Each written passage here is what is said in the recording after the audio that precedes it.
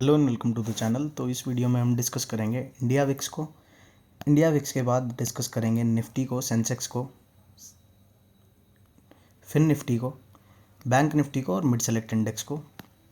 तो फटाफट से समझते हैं कैसा रहा आज का ट्रेडिंग सेशन, यानी कि फ्राइडे का सेशन। तो इंडिया विक्स की अगर हम बात करें तो इंडिया विक्स के अंदर हमें 1.42% का एक ड्रॉप देखने को मिला है। इंडिया विक्स नेगेटिव है, बिलो 13.8 जो एक ब्रेकआउट जोन है, बिलो 13.8 है। 11.61 के आसपास की आज की क्लोजिंग है। तो यहाँ पर इंडिया विक्स शो कर रहा है कि मार्केट के अंदर एक स्टेबिलिटी का माहौल है। बात करते हैं निफ्टी 50 की। कल की वीडियो में हमने डिस्कस किया था कि भाई आज के सेशन में हमें एक डोजी देखने को मिली है और जिस भी डायरेक्शन में डोजी का हाई या लो ब्रेक होगा उस डायरेक्शन में मोमेंटम आएगा।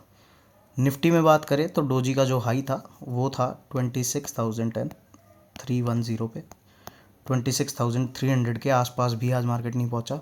जो डे लो था, डे लो वाज अराउंड 26,140। तो सपोर्ट भी इंटैक्ट रहा।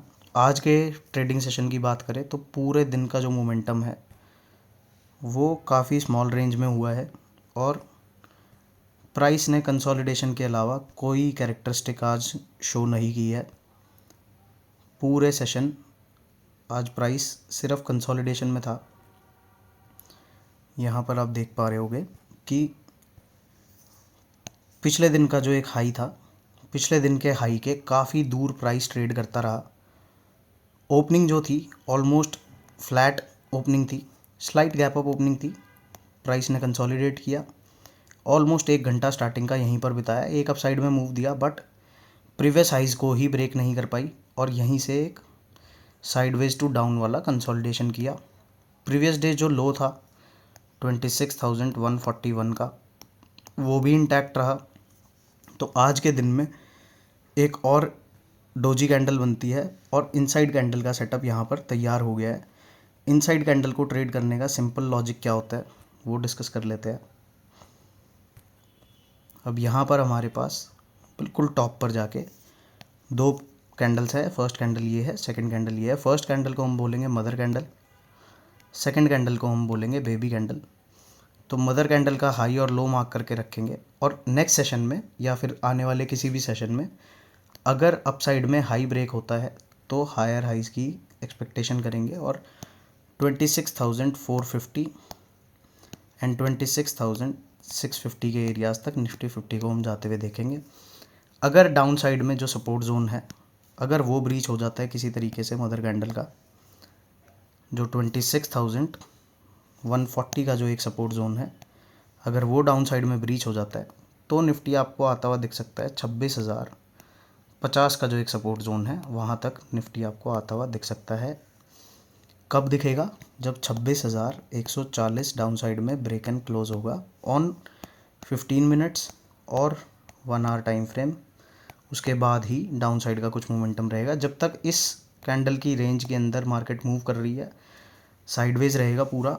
यहाँ पर आपके पास शॉर्ट स्ट्रैडल, शॉर्ट स्ट्रैंगल के अलावा और कोई स्ट्रैटेजी नहीं है ट्रेडिंग की। नेक्स्ट डिस्कस कर लेते हैं फिन निफ्टी को, सेंसेक्स को सॉरी। सेंसेक्स में भी देखोगे आप तो कंप्लीट सेम एग्जैक्ट पैटर्न है। एक इनसाइड कैंडल का सेटअप बना है, मदर कैंडल है और बेबी कैंडल है। जिस डायरेक्शन में ब्रेकआउट या ब्रेकडाउन देखने को मिलता है उस साइड के बड़े टारगेट्स देखने को मिलेंगे। अप साइड में 86,400 का लेवल देखेंगे। कहाँ पर देखेंगे? जब 86,055 का हमें ब्रेकआउट मिलेगा उसके बाद। और डाउन साइड में अगर 85,500 किसी तरीके से ब्रेक हो जाता है तो आपको सेंसेक्स आता हुआ दिखेगा ऑलमोस्ट 84,900 तक। ऐसा तभी होगा जब ये एरिया ब्रीच होगा और ऐसा तभी होगा जब ये एरिया ब्रीच होगा। जब तक प्राइस इसके बीच में रहेगा, रेंज बाउंड रहेगा।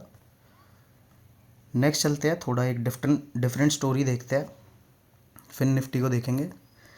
फिन निफ्टी के अंदर आप देखोगे तो जो एक कल के सेशन का हाई बना है अराउंड 28,055, अप साइड में ये एक नियरेस्ट रेजिस्टेंस जोन है।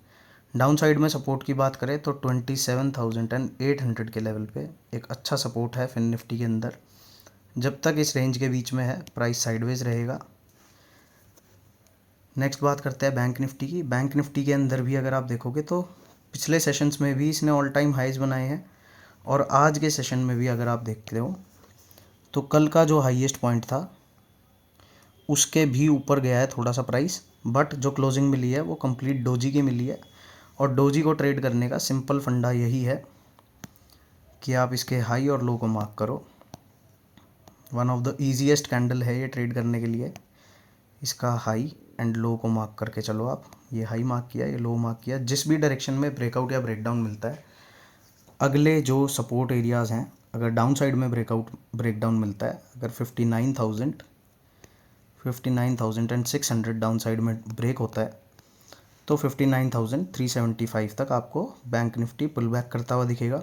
इस लेवल पर भी अगर सपोर्ट फाइंड आउट नहीं कर पाता है तो 59,200 के लेवल्स तक बैंक निफ्टी आता हुआ दिख सकता है। अपसाइड में ब्रेक होगा तो अपसाइड में फ्रेश हाइज की टेरिटरी है।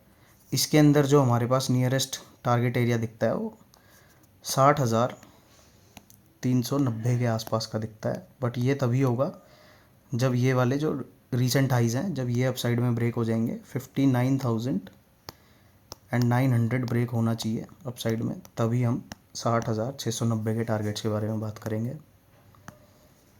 लास्ट इंडेक्स की बात करते हैं, मिड सेलेक्ट इंडेक्स।